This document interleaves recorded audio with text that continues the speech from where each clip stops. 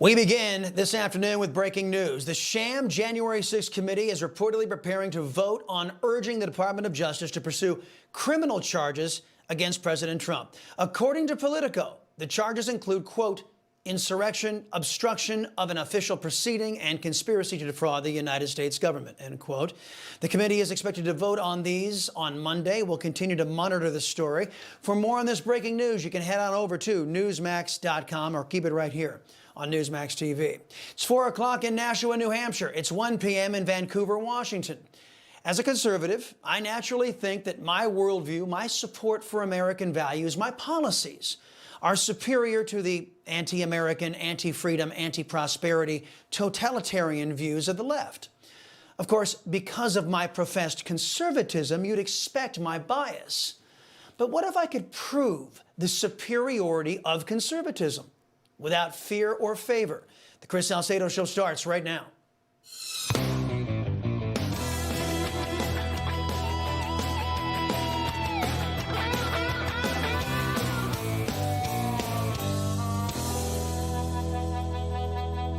Happy Friday and Merry Christmas, everybody. Welcome to the Chris Salcedo Show on Newsmax. I've been pushing my audience to abandon party loyalty and instead remain loyal to our American principles.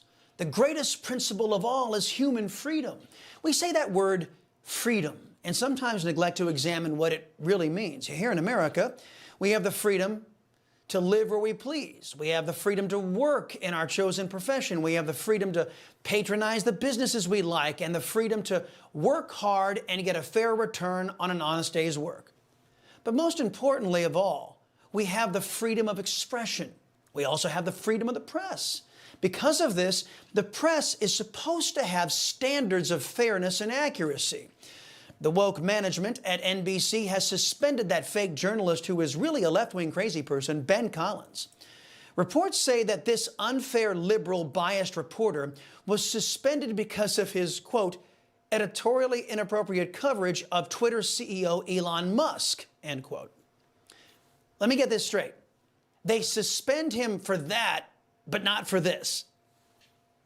Also, hours before what they called an all-ages drag brunch, which is probably the #1 target of these anti-LGBTQ events recently. Like, for example, the Proud Boys will go and protest any drag brunch, any drag story hour, anything that a child might go to meet a drag queen, not, just to show them that they're human beings and people. They go there and they read Dr. Seuss there. They read regular books, but it's read by a drag queen, and they have breakfast. It is not some hypersexual event. Oh my.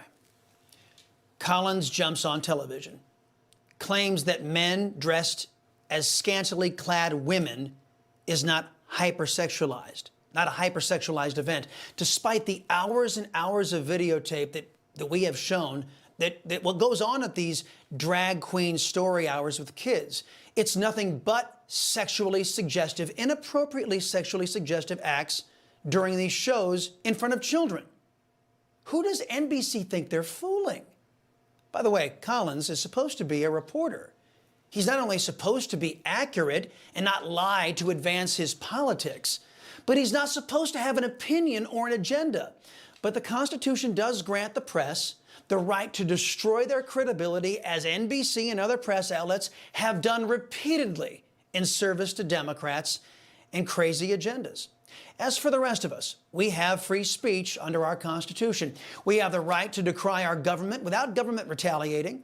We have the right to shout from the rooftops our displeasure with those in government and to remain free after we do it.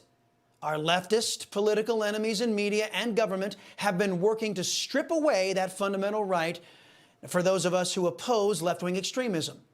But now they've had a taste of their own medicine, the nasty tasting poison known as the suppression of free speech. And guess what? They don't like it. Free speech for all, Democrats' lesson in Americanism. That's our focus in today's preamble.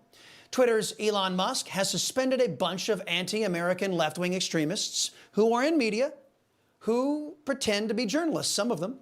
Musk claims, though I have seen no proof, that these people have doxed his family.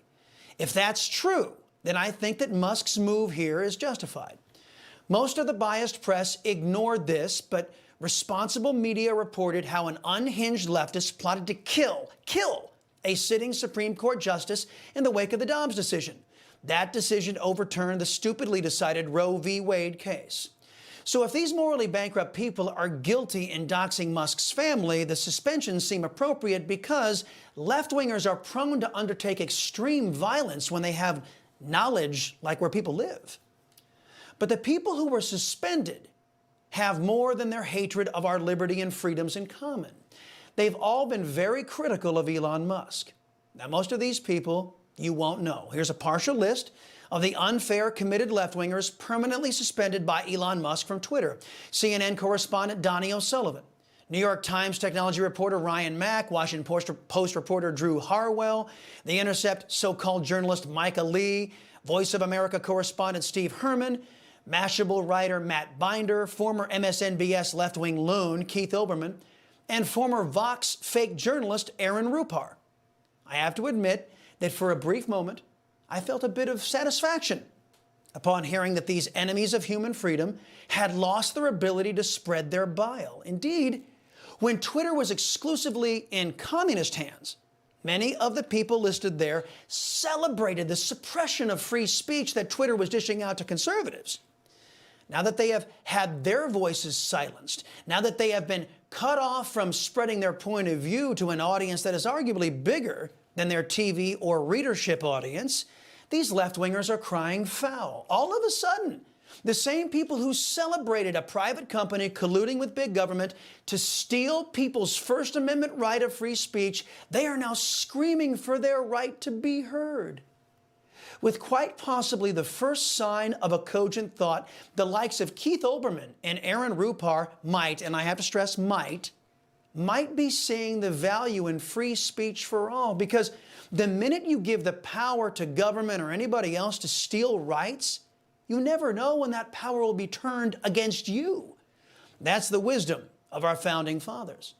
So, what's my take on all this? Well, for the record, Elon Musk suspended me with no explanation and refuses to allow me to leave his platform. Elon Musk won't allow your liberty-loving Latino to express my opinion, and he won't let me leave. A policy worthy of a communist country, if I ever saw one. But my opinion is informed by more than that. When Whoopi Goldberg went on her anti-Semitic tirade on The View, I didn't join the chorus of folks wanting her fired. As vile and disgusting as Whoopi Goldberg's comments were, and as vile and grotesque as most of the opinions are on ABC's The View, I support their right to say those opinions. And I support my right to call them out for their ignorant left-wing advocacy. In his call to end the left's open attack on American free speech, President Trump, unlike Joe Biden, articulated an American viewpoint on this issue. If we don't have free speech, then we just don't have a free country. It's as simple as that.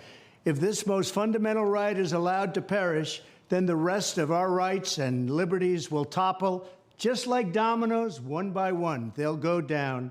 That's why today I'm announcing my plan to shatter the left-wing censorship regime and to reclaim the right to free speech for all Americans. Okay, if Elon Musk suspended these enemies of freedom simply because they were critical of him, I can't support it. Not even you, Keith Olbermann. Not even you, Aaron Rupar. Not even you should have your voices stolen. And that's the lesson as to why I, your liberty-loving Latino, and all conservatives are superior to collectivist lunatics. While the left celebrated the abandonment of our constitutional mindset, while Democrats cheered at the suppression of free speech, while socialists and communists in this country and in woke companies worked in the vein of Karl Marx, Lenin, and Mao, we conservatives fought and continue to fight for freedom, even their freedom. That's why our American ideals are superior.